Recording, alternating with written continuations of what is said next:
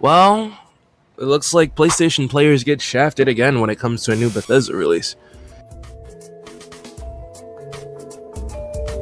And that's either due to some internal issues at Bethesda or for Sony with their unique architecture when it comes to how they categorize their saves. They have their save system share a folder with the mods for some reason, instead of like on Xbox where there is a separate folder for that, and on PC where you can put it in the mods in a separate folder for it.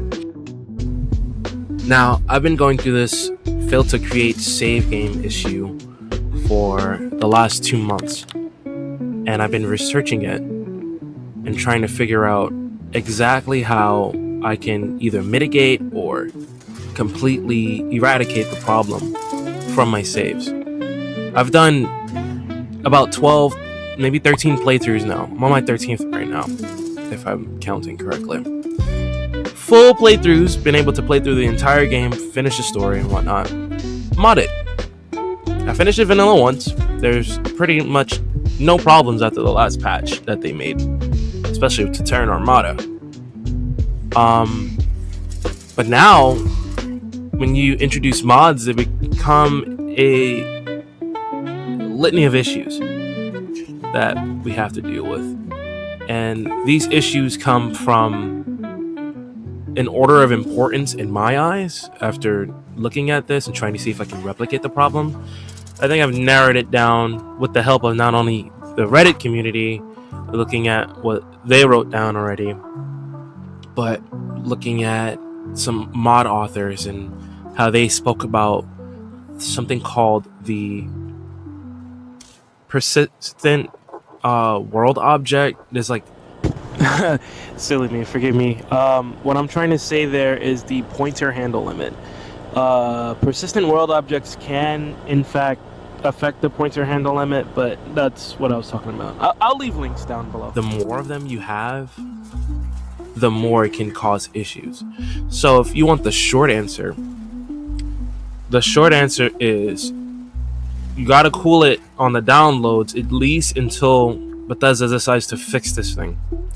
Cool it on the downloads and keep your mod list of external assets a little short on PlayStation, because this PlayStation problem is specific and it is highly similar to the 0kb bug that Skyrim and Fallout 4 experienced on PlayStation 4 before it was fixed, before both games came to PlayStation 5. Now I'm getting reports from players in my community on PlayStation 4 and PlayStation 5 where the PS4 players are saying that they still sometimes get the 0kb bug. And I don't play on PS4 anymore, so I don't know. But in my experience, I don't get the 0kb bug anymore. And it's basically where the system tells you, hey, you don't have enough space to save.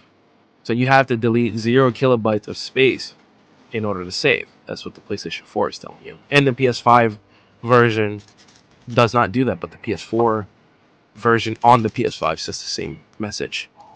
It was discovered that came out from having too many OMODs, which are the file system that the game uses for skins.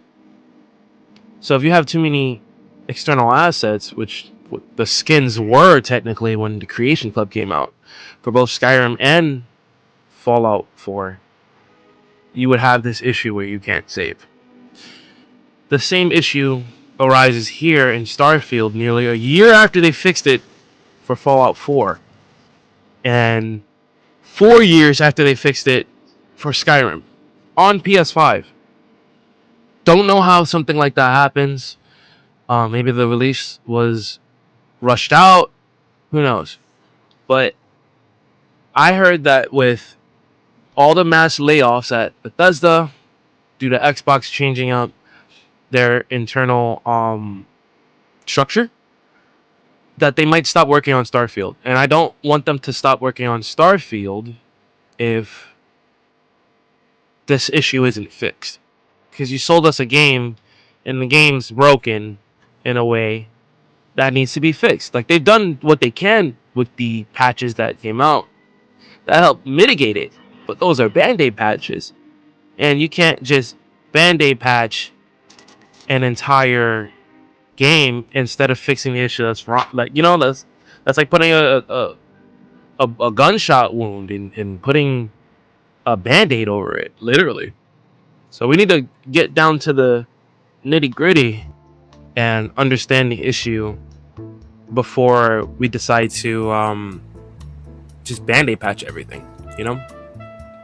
So the root cause is not a random, it's not a random isolated bug or anything like that. It's driven by mod overload and the specific asset types that are suffocating the engine. When you're playing on PlayStation 5, there's cache allocations for memory and save file, forcing the engine out of dynamic space to write your save. In my experience, it broke because I was crafting modded items, I was adding modifications to modded gear, and pack and bloat, which is what outfits use to pack certain things together, all the different types of looks that you can possibly achieve by changing the skins and everything. The skins are from OMODs. The outfit, what's it called? The models, like maybe one version of the outfit has a bottle on it or something. You would pack that in, so that way it's one outfit, but there's different variations that can occur when you change the gear. So every custom item has pack-ins that you can change with the weapons and armor. Then there's visiting dense, unoptimized cities like Aquila City, New Atlantis, Neon. And when you enter there, there's hundreds of temporary ambient NPCs and clutter items, and it chokes your engine. So if your engine is already choked by all the outfits that you've downloaded and the Outpost mods, and if you've been crafting gear which creates new IDs for the items so the game can remember them. So if you put a suppressor on an item, the item has a base ID, which is what the game uses to recognize items that haven't been modded, which is just a text file basically.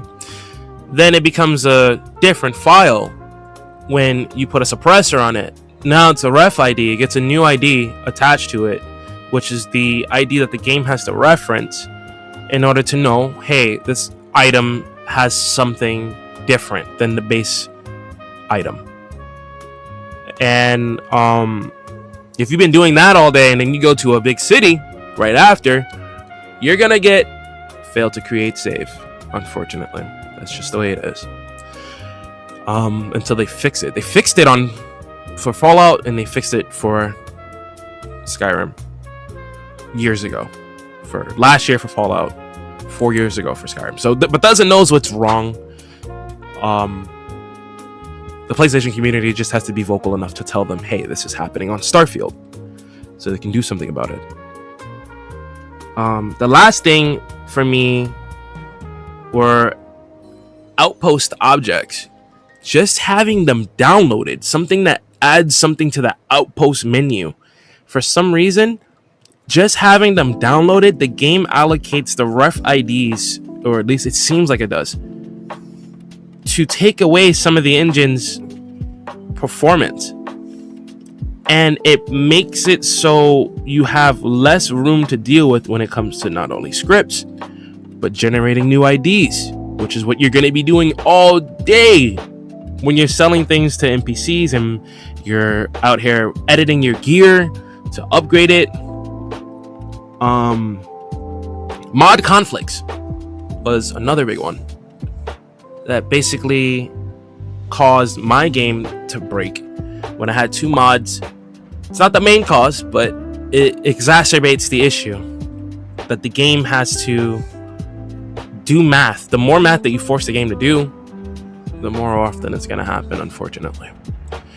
And if the game is trying to resolve conflicts, it can do that. The engine is well equipped to do that. So if you have two mods where you have movement speed being 1.0, which is the base game's movement speed, let's say, and then you have another mod where movement speed is 1.25, so you move 25% faster. But you have another mod underneath that edits it like sneak movement and everything. It edits all different types of movement, and you want to keep that mod. It's a combat mod. That mod, let's say, it edits movement to 1.13. The one that's on the bottom of the load order will end up taking precedence over all the others and winning the conflict. But the game has to do math in order to see which one wins the conflict. The more math that you force the game to do, the more you're gonna get failed to create save game. Last thing for me that isn't any type of mod related things, or it could be mod related things if you're downloading mods with a lot of scripts, is script overload. Heavy background scripts and constantly looping scripts to track the player's actions or environmental changes, they end up eating up the processing threads, and it causes a critical timeout when the engine tries to stop and execute a save command. It won't let it save because it's like, wow, I'm dealing with so much, and if I save, I could corrupt the game, so I am not going to save. The core issue for me was how the game is processing these modded items and Outpost mods, things that add to the Outpost system or the Outpost framework. Cut down on the amount of mods that you have with mods that introduces things to the industrial workbench, and mods that introduce things to the Outpost build menu, and mods that add weapons and armor to the game, because the game has to allocate IDs and allocate precious engine power to realizing and remembering that these IDs are unique and that they should spawn in, especially if you have it script injected. If the mod script injects the items to NPCs, you're going to be seeing that item a lot more. Say it gets 38 outfits or whatever. It makes 38 outfits and they all get scripted to the ecliptic, let's say. They're going to have more instances of the mod having to spawn in these items in the game, having to remember that these items have spawned in, and especially if it's lootable, and remembers that you have looted it. This is the same mod with the ID that's in your inventory. It is a nightmare. And always make sure your inventory. This game, I was able to have thousands of sweet rolls in Skyrim and thousands of Nuka-Colas in Fallout, up to like 60,000 before my game's performance really failed. But for Starfield tracks too many things at once, and it doesn't let you have the luxury of having thousands of items in your inventory anymore.